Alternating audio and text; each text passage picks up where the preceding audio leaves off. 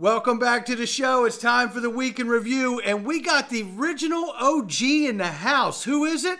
Somebody roll that beautiful intro so we can find out.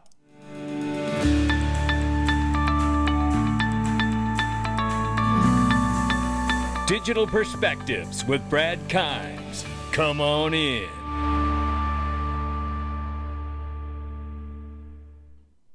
Welcome back to the show, and here we are, the original OG, Molly Elmore. How are you, Molly? Brad, it's so good to see you. I'm delighted to be back with you and catch up and talk about this crazy world that we live in. We sure do live in a crazy world, no doubt about that. But you have a nice retreat behind you. I love that backdrop right there. Yeah, so I'm a big believer in the power of manifestation. You know, you and I have talked about this in even regards to the XRP Las Vegas event. So this is kind of my vibe location where I can do some powerful manifesting to bring in a more sane world than the one we currently live in at this time. No doubt about it. And, you know, I said this is one of the original OGs here because, you know, for those that don't understand, Molly was a huge help and consultant for us with the DPMG when we were building and constructing that platform. Molly was original OG, and when we were talking about doing a meetup that ended up manifesting itself into a full-fledged conference, and also original OG when it comes to the Week in Review, which was a show we started inside the DPMG and brought out to the actual channel now. So it's obviously always a pleasure to have you with us and speak to you watched it from the inside go from a meetup to a conference. We manifested that shit. I mean, it feels like a different world. Like when I first met you, you know, you were initially looking to kind of diversify your business essentially and have a mentorship program because you'd had so many people who have looked to you for advice and guidance kind of in their XRP and investing journey. And you're like, you know, wouldn't it be cool if like I could create this community and we could meet up occasionally and kind of get to know each other in person? And it seemed like a small thing at that time. And it was almost brave to say, you know what, let's dream a little bigger. Like, have a conference where, you know, people are speaking and presenting. Maybe there's kind of sponsors.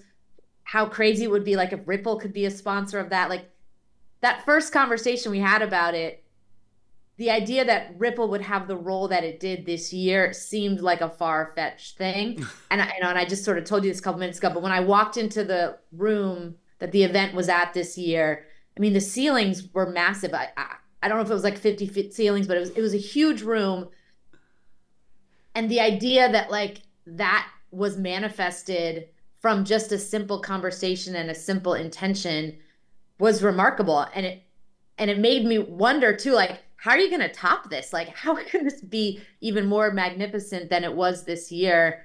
And it was inspiring to me to know, like, whatever dreams you have or I have, like, don't be scared to go for them, because this conference was proof to me that, you know, you can set this intention that feels like out of reach or unattainable, and 2 years later we're standing in this magnificent room with this Ripple's the biggest sponsor with this like crazy cool booth with like furniture in it, and that it just materialized simply because, you know, you stated that you wanted this to happen and you had the belief and the faith that it would, and standing in that room was proof that you can really have anything you want if you're willing to believe in it and take the necessary steps, and sometimes be a little bit patient because it doesn't always materialize immediately. Yeah, absolutely. And I appreciate you sharing that and the kind words. And, you know, I'll say that, you know, it's scary when you take on something that massive. It really is. I'm not going to lie. It is very scary.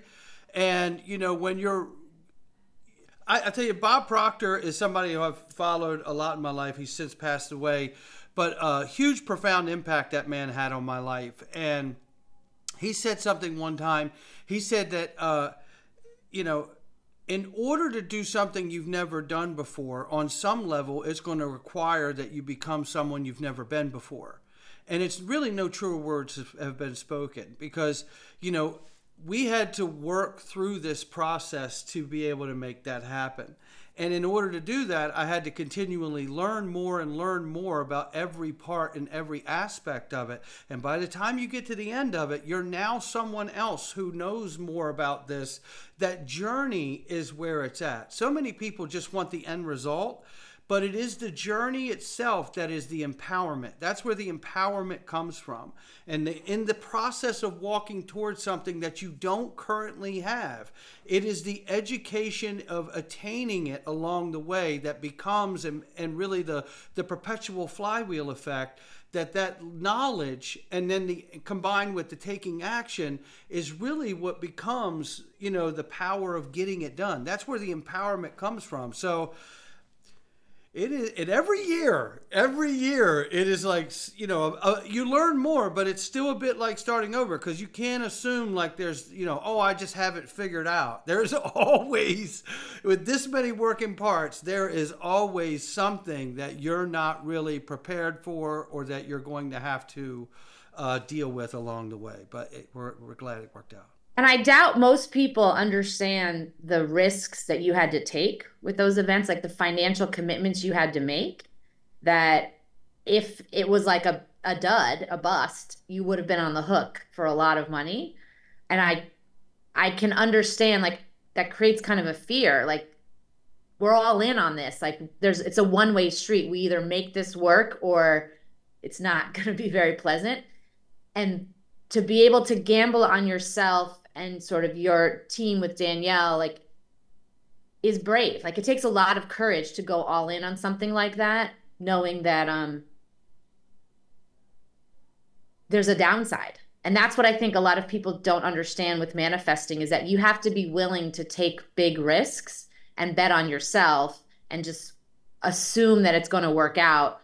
Because if you aren't willing to do that, you're kind of playing small and settling for kind of a more mediocre life. So, Brad, I mean, I commend you for the courage that you have had to go all in on your business and these events, knowing that, like, you're on the hook for lots of money if it didn't work out, and you still kind of courageously went for it anyway. So thank you for being very inspiring in that regard. Well, thank you. And, it's with the blessing of Mrs. Backup that I could do it. And obviously her help, she's a secret weapon. And your help early on in the first year was very paramount. And I got to shout out my brother-in-arms, digital asset investor, right? Because, it takes a village. It really does. There's the core right there, and if I got people like that on my side, and yourself, and others, then, I feel good about moving forward. So we're super excited. We're already talking about 2025. There's a lot of details to work out, but we'll get there. But look, there's a lot happening just since the conference too, Molly. I mean, we've gotten the name of the real USD, which is RLUSD from Ripple, going to be launched on the Ledger and Ethereum network. When are we going to see this launch, Molly? I mean, MiCA regulations happen July 1st. Are we going to see it launched on July 1st? So a lot of the theories that we've been discussing now for like a couple of years, if not longer, they're playing out. This idea that we're transitioning from this kind of old fiat world to a new world where money is backed by assets that we all agree has value. Like, that's happening. It's playing out a little more slowly, I think, than some people would like. But, I feel like a year ago, we had this same conversation that we're going to watch this sort of fiat system collapse and the corruption collapse. And so many things are coming out now about, the elites and the way they've mistreated us and manipulated markets. I mean, the GameStop situation, I think, is fascinating to watch, because it's really excellent evidence that the markets are not what we think, and that the price that we observe in these sort of open markets is very manipulated. And so, one of the things that Jimmy kind of brought to light years ago when he first started talking about the terms for the buyback was these markets aren't what you think, and that there are things going on behind the scenes. And so for the fact that there could be an agreement on the price of XRP is not a crazy idea. And the fact that the GameStop market price isn't reflecting what we think it should kind of proves that retail really doesn't have the impact on the price that we wanted to believe we did. And so this 50-cent XRP, I think, is like a holding pattern until this flip the switch moment comes and the behind the scenes private market prices kind of materializes in our world in a different way. So I still think that XRP specifically has a very important role in the world, and it's not necessarily for us to be sending value back and forth to each other as much as for the financial system to move value globally, and that those of us who kind of were awakened to that reality will be rewarded for our patience. The book of Job comes up a lot in my discussions about, you know, what it's like to kind of have to sit back and endure when you're impatient and just kind of wishing it would all just happen. And if you can find the strength to just wait and be patient without sort of fear or frustration, we're going to wake up one day and it's going to be a different world. The XRP value will be reflected in a different way. And it's playing out, and it's just like the date that, yes, will it happen by July 1st? Like, I have no idea. I think it's really more a function of when all these kind of pieces fall into place and we're ready as humanity for a system that operates more on values and integrity and ethics, where this fiat system, like with the money laundering and these wars and corruption, I think, you know, President Trump years ago has mentioned that we're in this pause period, right? This sort of 4-year era where a lot of the dark things that have been operating are being brought front and center for us to understand that, like, the world isn't what we thought. And the leaders that we've looked up to and thought we were electing, many of them have been organized crime criminals. Like, they've been stealing our money. They've been hurting people. They've been treating us like slaves. I mean, not to go down the red pill rabbit hole too much, but they trade our birth certificates on a market like we are cattle, like we are property, and they make profit off of our efforts and our labor and our energy. And that's just wrong ethically. And so in order for us, I think, to wake up in this world where value and money are honest and operate with integrity, like, everybody has to kind of wake up to what's broken in this current reality. And that takes a while, because cognitive dissonance means that, like, if I try to challenge a belief that you've had for a long time, at first you're not going to be able to hear it.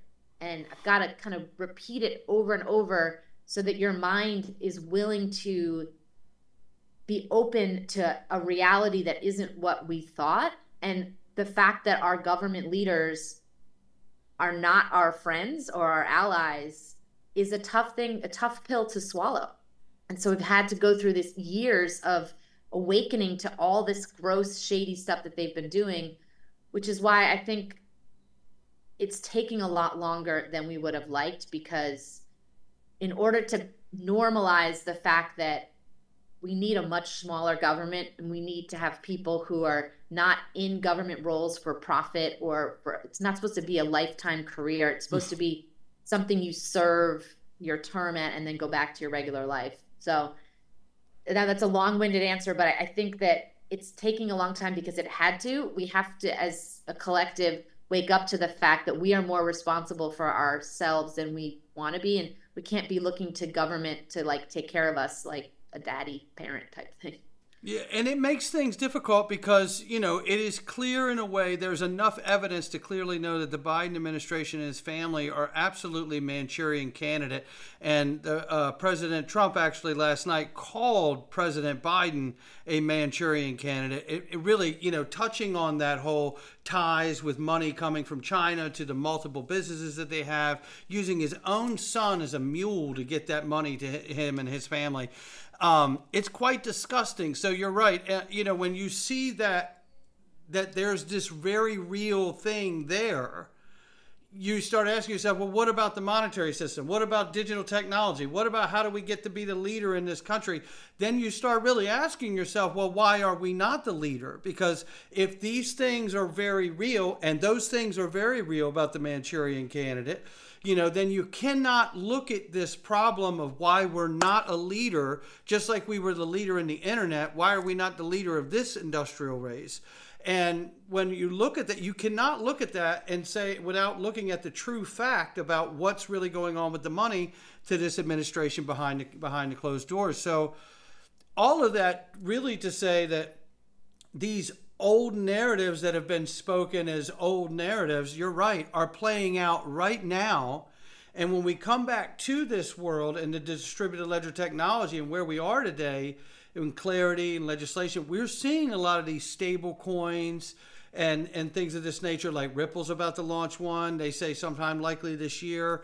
I'd like to see it on the same day that the MiCA regulations go in place. But, I like to have ice cream and not gain weight, but that didn't happen either. So, one can hope, right? But we'll see. But I do believe, as you said in the first part of your response, there will be a day that you wake up and things are quite different in XRP land. And I do believe that, but I believe that obviously clarity, legislative clarity is the log jam to that. And also having these vehicles like stable coins and CBDCs to move the tokenized value around on the network. We know what that has done for networks like Bitcoin with USD Tether. We know what it's done for Ethereum like USDC and the Stellar network. So, you can see the benefits of that. And when you bring those vehicles and launch them in a regulated way on the XRP ledger, I think that's when all of these things really start to turn into real results in price reflection. So the Fed was hacked recently. Now, was that the Fed or Evolve Bank? Did we get the... So to me, there's a couple of dots connecting. Okay. Ron Paul and Rand Paul have been a voice for years about auditing the Fed. Yes. And, I grew up believing, like many people, that the Fed was part of the government and that it was like something that was beneficial for us. Yeah. And part of the awakening was learning that the Federal Reserve is a private third-party corporation. It has shareholders that we have speculated are commercial banks, but we don't really know. And the connections to the City of London and the Fed are interesting.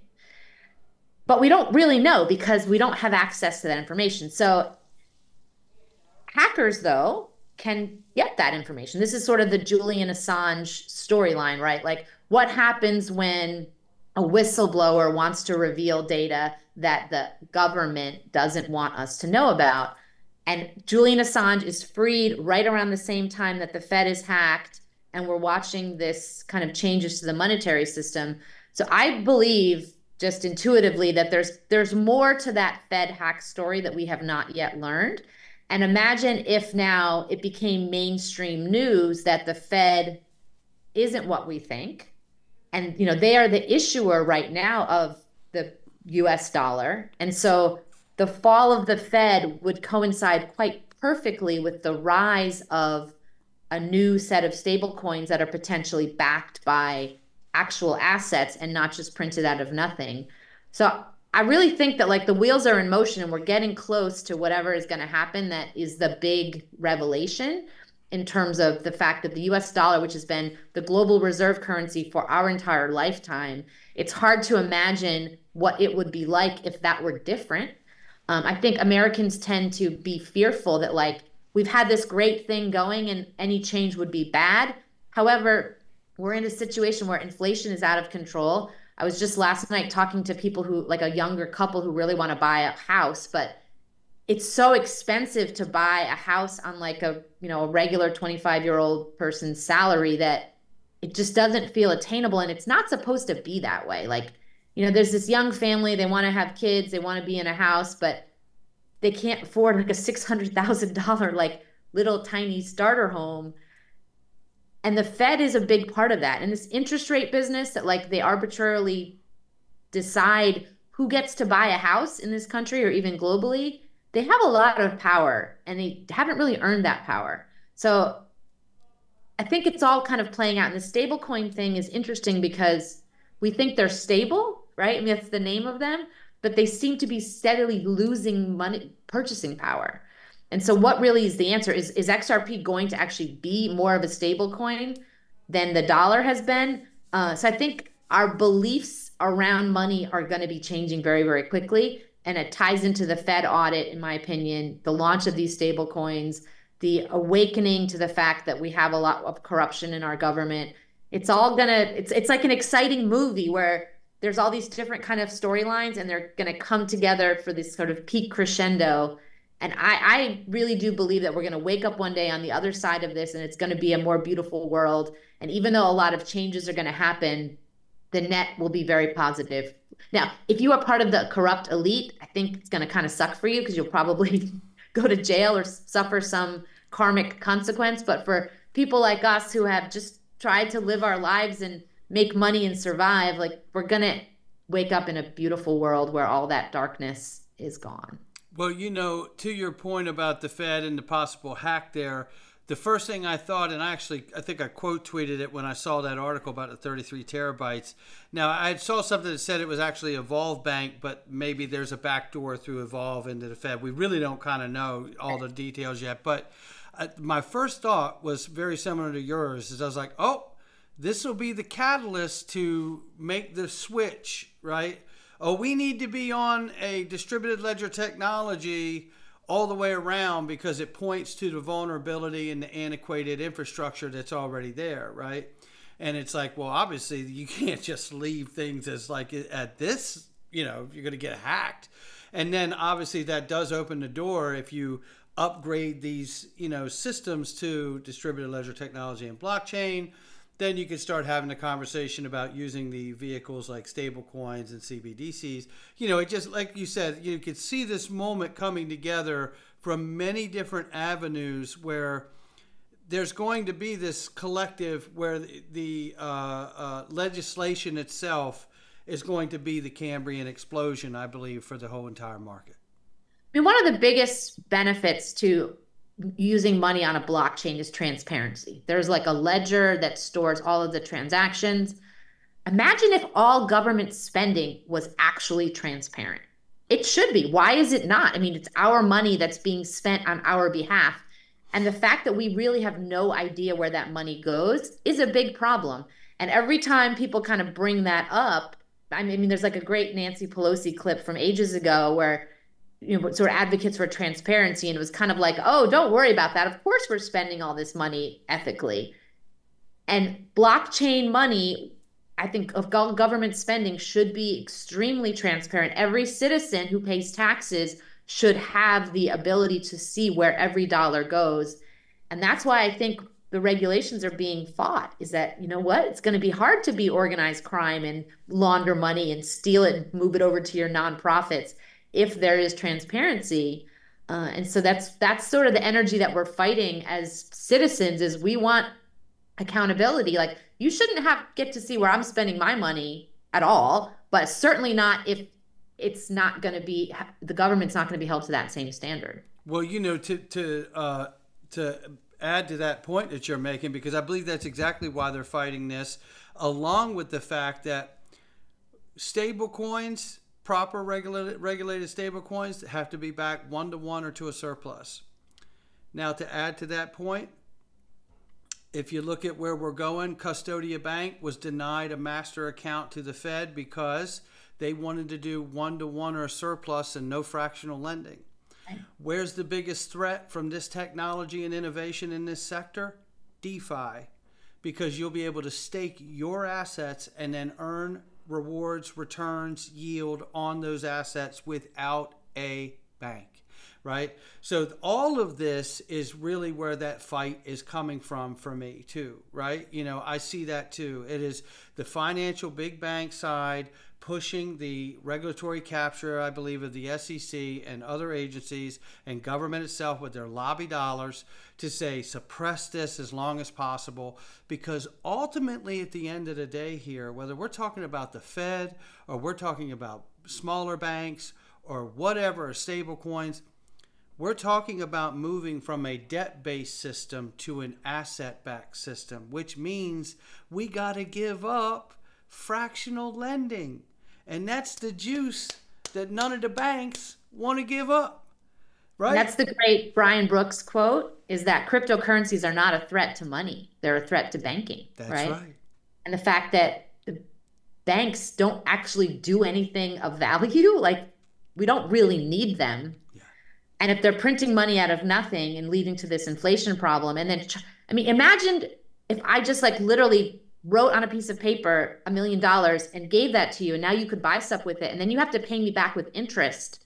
It's a very clever business model to charge interest on something you printed out of nothing. Yeah. I mean, it's called usury. I mean, there's reasons why there's a lot of controversy around debt and lending, is because it can be very manipulative, and it's not a true exchange of value.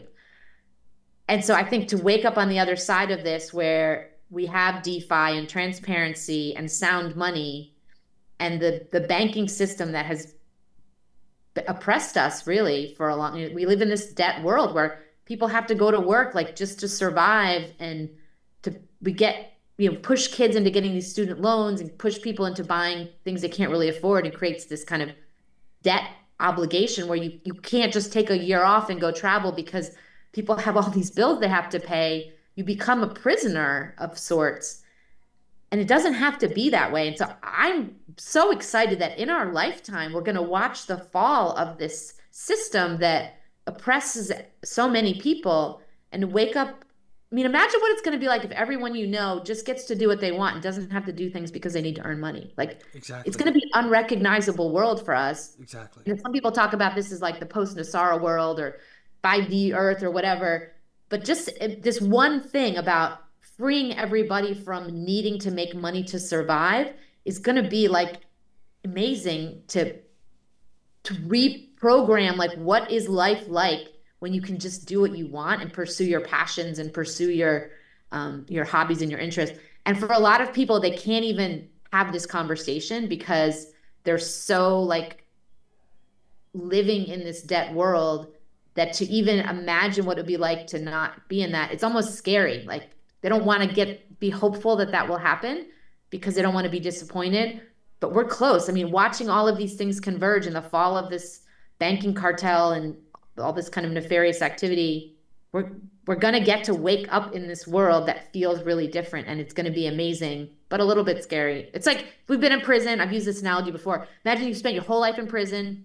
It's all you know, these cinder block walls and, Taco Tuesday in prison, and you exchange cigarettes for money or whatever. And you are all of a sudden are told one day, you're going to be free. You don't have to be in prison anymore. That's exciting, but scary at the same time because it's all we've known.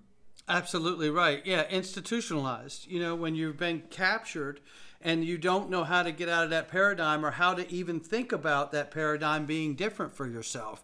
It is pretty remarkable, and it's scary to most people, right? And, look, I look forward to that idea and that moment, because there's a chance for you to have discovery again.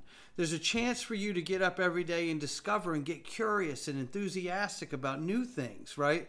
And that's something that, look, I wish this for everybody, because that is the reason we're all here, right? Is to get out of the rat race, is to make the kind of decisions that we can make to change ourselves and our families' lives.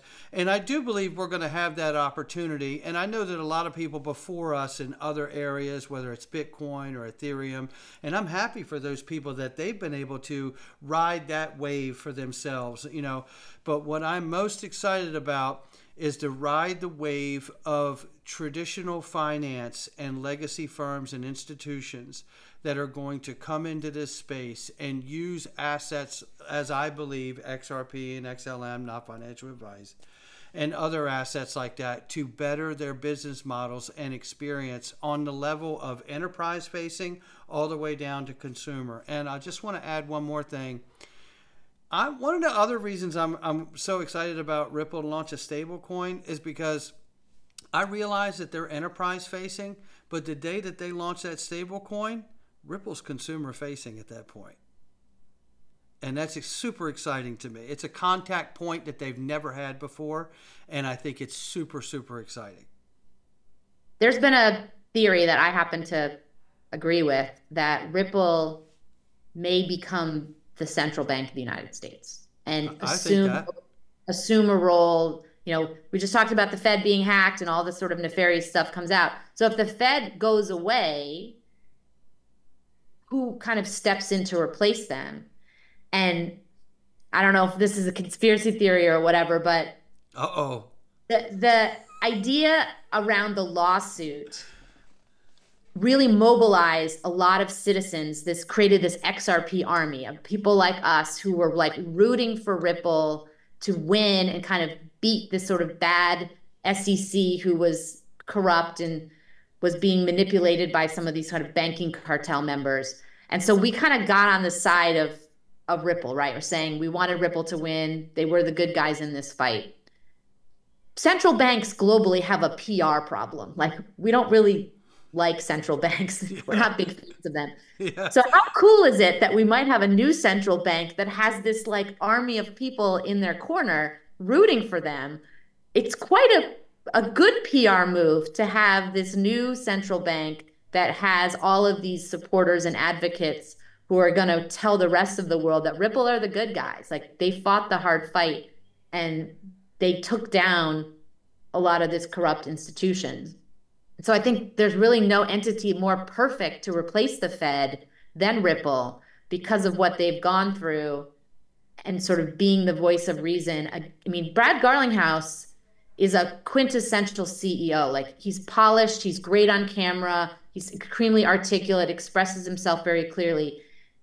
But he doesn't play the game that a lot of CEOs play where he lies. He's not lying to us. Like, and he has publicly criticized Gary Gensler and the SEC for their actions. We don't get a lot of CEOs at that level who are honest with us and speak out against the corruption. And so I think we've both been blessed to meet him in person. You obviously had a lot of interaction with him. Like, he's the real deal. Like, he's a good human being. Yep. And so to have someone with that level of integrity and transparency in the head of the new Fed, this is this beautiful world that I'm talking about. To have someone at that level who is on our side and not going to lie to us on camera and be like one guy off camera and a different guy on camera. He's not like that, which is why I think Ripple really is going to have a big role in our lives and in our world. And if I have to vote for who gets to be the new Fed, I would pick Ripple because they've just proven to be worthy of that responsibility. Well, look, I believe that. I certainly believe that Ripple has the opportunity to become the next Fed 2.0, if you will. And I believe that they could take XRP while they use stable coins here regulated properly with private-public relationships. They could release those to soak up the hyperinflated bonds coming home like a bulkhead. And the more private issuance of that, regulated private issuance of that, I believe, they could open that issuance up depending on how bad the hyperinflation is, because then you're getting the people who are issuers of stable coins to hold the hyperinflated notes, offering a true dollar on your phone. But again, it doesn't solve the issue you brought up earlier, where you're still diminishing purchasing power, even if it's a real digital dollar on your phone, which comes hand in hand with, I think, gearing up and preparing and moving this liquidity, look, from the traditional legacy world on chain. That's where we're going, right? And in order to do that, I think one of the ways that you could do that is consider using XRP as a wholesale CBDC back end to deal with the hyperinflated situation. The stable coins serve the consumer-facing business side, right? The wholesale CBDC and XRP put it on par with a $200 bill, like David Andelfato said in the St. Louis Fed, or whatever the denomination would be to suit the liquidity and utility on the network. I just see a moment there where you really are setting the stage for getting it right for the next 150 years by dealing with the problems that are left over from the Fed and the printing and the debt, right? And then repositioning to the new system, which could really be onboarding the XRP ledger, which, by the way, is a decentralized exchange for the world, but it isn't a decentralized exchange for anything if the world isn't connected to it, right? So, you know, it's a piece of bubble gum, you know. It doesn't matter if it's not connected to the world because nobody's using it, right? So I believe they achieved that goal, and I believe that's how the Fed works. I believe RippleNet really becomes a new and certainly a much better version and more interoperable with more choices than Swift itself. And then you could see these divisions and these things being built for the new system. You know, RippleNet's a new Swift. Ripple's a new Fed. Like, you could see all these things kind of coming into place here, and XRP could become, you know, the CBDC one day for the United States of America and remain a one world reserve currency for the U.S. It could be the U.S. Treasury note in another 10 years, for all we know. And you and I have discussed this idea of a level playing field quite a few times, and that the rest of the world isn't very excited about the US like dominating everything. Like, it's just not really fair. And there's many other countries around the world with smart people, capable people, and the dollar system has been used to oppress and force political agenda. And if you don't comply with that political agenda, you know, people get killed and wars get started. And so the US dollar can still be an amazing currency, but it doesn't have to be like the only one that people transact in globally. This is what I really believe the BRICS alliance is saying, is like, we're the former colonies of the European banking cartel. We are the ones who produce a lot of resources, produce a lot of assets, and we're tired of kind of being treated like slaves and cattle and colonies. And so a level playing field means that every nation, every republic has their own sovereignty, their own currency that they can back with whatever they want. And then XRP is the bridge that allows people to trade globally. And in a world where every nation is kind of equal, like, we don't have to have war anymore. Like, there's no more guy in charge, cop on the playground who's out there enforcing a political agenda with military. Like, I don't know anybody who wants their kids to go off to war and wants to endorse like the killing of people. And you know, David Schwartz, I know, kind of told you this like years ago, like, there isn't really another option than XRP being this bridge currency to prevent wars from breaking out and fighting over territory. And I think it's exciting to watch this play out. And we can wake up in a world, Brad, pretty soon where like there's no more war. Like, how awesome is that going to be? Listen, I'd love for that to, you know, be the case, no doubt about it. And I certainly believe that we're in a monetary war today, and that's what we're really watching unfold here, with some geopolitical conflicts happening at a couple hot spots around the world. But I hope that things happen politically that can put that to rest right away and begin to usher in all of this new technology, which I believe, if done right and overseen properly, can be put in place to where it can do more help than harm. And that's what we want to see, because right now we're stuck at a crossroads here, and we absolutely need legislation to kick the door open here so we can see not only the market move and price action, which we all want, right, but truthfully to be able to see a better version of the world than we currently have today. And that's the idea here, is to have a better world tomorrow than we have today. Right. And to see this playing out in our lifetime is a blessing. It is. So while people are impatient, they're like, they want their XRP to be worth more. We want sort of all the corruption to fall. It's all kind of unfolding as it's meant to. And if it had happened abruptly 4 years ago, it would have been a shock to a lot of people. So kind of the boil the frog idea. Like, we have to wake up to all of this stuff to appreciate how amazing life is going to be free of this corruption, simply so that we don't slack off and allow that same stuff to get reborn on the other side. Agreed. Well said. Molly Elmore, right here. Great Week to see in you, Review. Brad. It's so great to have you back. I mean, this is an original OG right here, ladies and gentlemen. Make sure you give her a follow. Molly, tell everybody where they can find you very quick before we wrap up here.